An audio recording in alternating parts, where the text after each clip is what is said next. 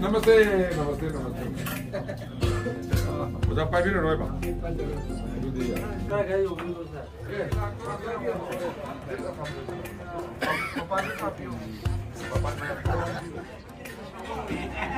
Saya boleh apa sih? Boleh.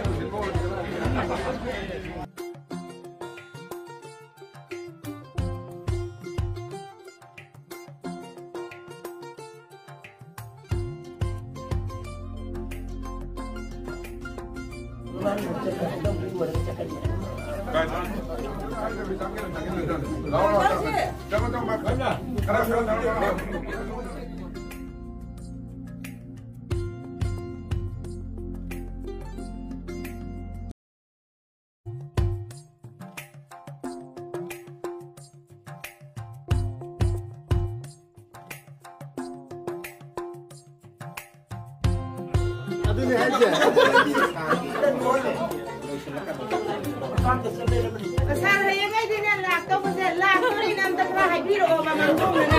Hai lah dia saya mau jawab boleh. Pura kata dah kau nak bahaya, ngomong lagi dengan